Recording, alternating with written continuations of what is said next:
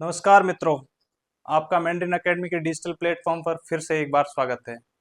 आज हम बात करेंगे जो डिफेंस टेक्नोलॉजी उसमें रिसेंटली डेवलपमेंट हुआ है। इंडियन नेवी में आईएनएस अरिहंत को कमीशन किया गया है। चलो आइए जानते हैं आईएनएस अरिहंत क्या है। ठीक है। आओ। ये इंडिया की दूसरी न्यूक्लियर मिसाइल सबमरीन है। इससे पहले एक आईएनएस अरिहंत थी जो 2016 में कमीशन हुई थी इंडियन नेवी में। ठीक है। और ये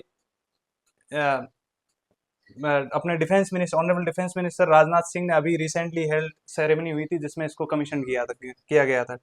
और इसकी ये खासियत है कि 50 दिन से अधिक पानी में रह सकती है। और इसकी जो मारक क्षमता है 3500 किलोमीटर तक ये मिसाइल फायर कर सकती है, वो भी न्यूक्लियर वॉरहेड के साथ। ठीक है। और इसके बारे में थोड़ा बहुत ओवरव्यू जान लेते हैं कि इसकी लेंथ है 111.6 मीटर और अंदर ड्रॉट 9.5 मीटर तक जा सकती है। बीम इसकी 11 मीटर है। और इम्पोर्टेंट ये याद रखना, बाकी चीजें इंपॉर्टेंट रहे ना रहे, क्योंकि जो भी ये वाटरबोर्न जो भी सबमरीन हो गया, शिप हो गया, उनकी ये खासियत इससे नापी जाती है कि ये वाटर डिस्प्लेसमेंट कितना है इनका। ठीक है। और स्पीड हो गया, दो चीजें।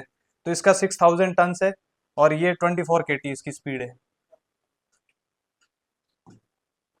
और ये अपने जो अभी अपन ने ये न्यूक्लियर मिसाइल सबमरीन बनाई है, ये इंडिया की स्ट्रेटेजिक फोर्सेस कमांड के अंडर आएगी। वैसे तो इंडियन नेवी में ही है, बट इसका भी जो भी इंडिया के स्ट्रेटेजिक वेपन होते हैं जैसे अग्नि 5 हो गया है, वैसे तो आर्मी संभाल रही, बट ये स्ट्रेटेजिक फोर्सेस कमांड के अंडर आते हैं। स्ट्रेटेजिक फोर्सेस कमांड क्या है? ये एसएफसी ये 2003 में बनाया गया था, honourable prime minister former prime minister late Shri Atal Bihari Vajpayee ji के टाइम टेन्योर में। तो स्ट्रेटेजिक फोर्सेस कमांड ये होता है कि जो भी इंडिया के स्ट्रेटेजिक वेपन है, भले ही आप उसमें इंक्लूड कर लो न्यूक्लियर वेपन हो गए या स्ट्रेटेजिक वेपन, जैसे आपको पता होगा दो टाइप के वेपन होते हैं, एक टैक्टिकल होते हैं और एक स्ट्रेटेजिक होते हैं। जो हिंदी में कहते हैं युद्धक और सामरिक। सामरिक ये हो गए, टैक्टिकल ये हो गए के सॉरी स्ट्रेटेजिक हो गए सामरिक, जो ऐसे मतलब स्ट्रेटेजिक इन द सेंस हम उसको एज ए डिटरेंट यूज करेंगे, पहले यूज नहीं करेंगे। टैक्टिकल हो गए जो नॉर्मल रूटीन में यूज होता है, जैसे छोटे मोटे स्क्रिमिसेस हो गए उसमें यूज हो गए। ठीक है। तो स्ट्रेटेजिक फोर्सेस कमांड के अंडर आएगी ये। स्ट्रेटेजिक फोर्सेस कमांड ये एक 3 स्टार ऑफिसर संभालता है। जैसे 3 star in the sense officers के लगे होते हैं ना स्टार्स, वो 3 स्टार्स ऑफिसर संभालता है। जैसे लेफ्टिनेंट जनरल और उसके इक्विवेलेंट ऑफिसर्स जो होते हैं इंडियन नेवी में, जैसे इंडियन आर्मड फोर्सेस में, जैसे वाइस एडमिरल हो गया या एयर मार्शल हो गया। ठीक है। ये हो गए। और ये जो स्ट्रेटेजिक फोर्सेस कमांड है वो डायरेक्ट पीएमओ को रिपोर्ट करती है। जैसे अपना ISRO Indian space research organisation हो गया, ये डायरेक्ट पीएमओ को रिपोर्ट करते हैं। तो स्ट्रेटेजिक फोर्सेस कमांड भी डायरेक्ट पीएमओ प्राइम मिनिस्टर के अंडर आती है। ठीक है। आगे चलते हैं। और ये अरियन क्लास सबमरीन्स ये डेवलप की जा रही है इंडिया में। एक इंडिया वो प्रोजेक्ट चला रहा है, एडवांस टेक्नोलॉजी वेसल प्रोजेक्ट। ठीक है। जो अपनी पूरा पहले वाली थी आईएनएस अरिहंत, इसको भी ये इसको भी इसके अंदर डेवलप किया गया था 2016 के अंदर। और 2022 के इसका टेस्ट हुआ था एसएलबीएम। मतलब एसएलबीएम मतलब सबमरीन लॉन्च बैलिस्टिक मिसाइल। ये बैलिस्टिक मिसाइल है, ध्यान रखना है। ठीक है। Ballistic missile in the sense ballistic और दो टाइप की मिसाइल होती है, क्रूज मिसाइल। बैलिस्टिक मिसाइल्स मतलब बैलिस्टिक मिसाइल अमूमन वो होती है जिनकी जो मारने की क्षमता है वो बहुत दूर तक होती है। और उसको नापा भी उसी बेस पे जाता है कि कितने डिस्टेंस पे ये मार कर सकती है। और क्रूज मिसाइल की स्पीड से नापा जाता है। ठीक है। स्पीड मैक में होती है उनकी। और इसके बारे में ये है कि ये 4 nuclear capable K4 SLBM system carry कर सकती है। कैरी मतलब इन द सेंस में अटैच कर सकते हैं अपन। और जिसकी स्पीड अराउंड 750 किलोमीटर है। 750 से ज़्यादा ही है, मतलब अभी जो ऑफिशियल डेटा है उसके 750 से ज़्यादा बताया उन्होंने, एग्जैक्ट नहीं बताया। और ये K4 की 3500 से ज़्यादा है, सॉरी। और K15 की 750 से ज़्यादा है। ठीक है। और आगे चलते हैं। आज अब सिग्निफिकेंस की बात कर लेते हैं। सिग्निफिकेंस भी इंपॉर्टेंट होता है। एक फैक्चुअल डेटा अलग होता है और एक उसका अप्लाइड फॉर्म अलग होता है। तो सिग्निफिकेंस बात करें, सबसे पहले ये न्यूक्लियर डिटेरेंस कैपेबिलिटी अब इंडिया को अचीव करा रहा है। न्यूक्लियर डिटेरेंस क्या होता है कि हम India nuclear weapon as a deterrent use करते हैं। मतलब हमारे पास न्यूक्लियर वेपन है तो इसलिए हम पे कोई अटैक नहीं कर सकता है, ये न्यूक्लियर डिटेरेंट हो गया। ठीक है। एज ए डिटेरेंट यूज किया, मतलब आपके पास एक प्रोटेक्टिव शील्ड की तरह है न्यूक्लियर वेपन। और वैसे भी हम no first use policy use करते हैं, मतलब हम दूसरे पे अटैक नहीं करेंगे।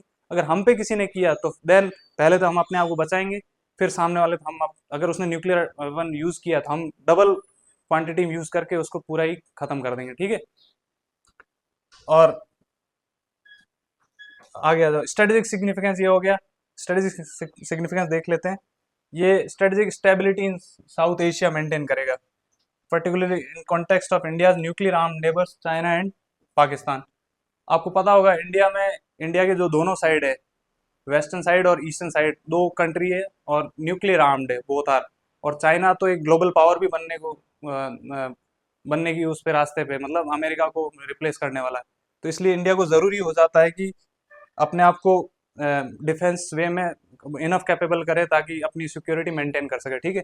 और मोर एवर जो अपना इंडियन ओशियन है इसमें बैलेंस ऑफ पावर को भी मेंटेन कर सके, क्योंकि उधर चाइना है विच already has 6 nuclear missile submarines, ठीक है। और एक और हो गया अदर सिग्निफिकेंस में, ये हम ऐड कर सकते हैं कि इंडिया का जो आत्मनिर्भर भारत वाला जो हम प्रोजेक्ट लेके चले हैं 2020 से, उसको एक बूस्ट मिला है, क्योंकि आपको पता होगा इंडिजिनसली मेड है, ठीक है। और चाइना का चैलेंज मैंने बता ही दिया, क्योंकि चाइना के पास 6 ऑलरेडी है, और उसकी कैपेबिलिटी भी 7200, अपनी तो 3500 के लगभग है, इनकी 7200 किलोमीटर तक है, ठीक है। अब इश्यूज की बात कर सकते हैं। वैसे तो इंडिया के लिए इट्स ए माइलस्टोन कि हम जो यूएन के 5 परमानेंट कंट्री, उसके अलावा हम ही है जिसके पास न्यूक्लियर मिसाइल सबमरीन है, ठीक है। तो अगर अगर अपने पास एक दो चीजें होती तो हम शायद पहले ही कर पाते इसको, जब चाइना यूएस ने बहुत पहले कर दिया था। तो अपने पास किस चीज की कमी, एक तो सस्टेन्ड इन्वेस्टमेंट नहीं है, ठीक है। अभी लास्ट 10-15 सालों से हमारे पास डिफेंस टेक्नोलॉजी हम प्रोडक्शन स्टार्ट किया है, जैसे कॉरिडोर वगैरह बना रहे हैं, कर्नाटक हो गया, उत्तर प्रदेश हो गया, और नई नई रिसर्च एंड डेवलपमेंट कर रहे हैं, ठीक है। और एक lack of continuous technological advancement, मतलब उतना एडवांसमेंट नहीं है technological, if we talk about other European countries और नॉर्थ अमेरिकन कंट्रीज या चाइना के बारे में बात करें, with regards to them we are we are not up to the mark, ठीक है। तो क्या इसमें वे फॉरवर्ड में बात करें तो क्या ऐड कर सकते हैं, हम ये ऐड कर सकते हैं कि अपन रिसर्च एंड डेवलपमेंट में अपना कंट्रीब्यूशन है, जो फंड है उसको बढ़ा सकते हैं। जैसे ग्लोबल एवरेज तो ऑलमोस्ट 2% है, but India still going with 0.6%, जो कि बहुत कम है, ठीक है। इसको हमें बहुत बढ़ाना पड़ेगा, तभी चीज़ें बढ़ पाएगी, ठीक है। तो ये हो गया मोटा मोटा इसके बारे में अरिघात, और आपने सिग्निफिकेंस और इश्यूज भी देख ली। तो एक होलिस्टिकली हमने आईएनएस अरिघात डेवलपमेंट को, मतलब 360 डिग्री में देख लिया कि क्या ये है, ठीक है। और एक और मैं इंफॉर्मेशन ऐड करना चाहता हूँ, मैंडेरिन एकेडमी जो आरएएस की प्रीलिम्स टेस्ट सीरीज है उसको स्टार्ट करने वाली है। और हमने बहुत अच्छे से जो ऑथेंटिक सोर्स है, आरबीएससी की बुक्स होगी या एनसीईआरटी बुक्स होगी, उससे क्वेश्चन उठाए हैं, और आपको हम आंसर की में विद एक्सप्लेनेशन भी देंगे, ताकि अगर आप उस टेस्ट सीरीज को भी पढ़ लोगे तो आपका ऑलमोस्ट 70 to 80% सिलेबस कवर हो जाएगा, और एज ए रिवीजन के फॉर्म में भी आज क्वेश्चन आंसर के बेस में उसमें यूज़ कर सकते हो। और अगर आप इच्छुक हो इस चीज़ में तो हमें कांटेक्ट करो इन नंबरों पे। और हमारे दो डिजिटल प्लेटफॉर्म है, टेलीग्राम और यूट्यूब, तो जिससे आप हमें हमसे जुड़ सकते हो। धन्यवाद।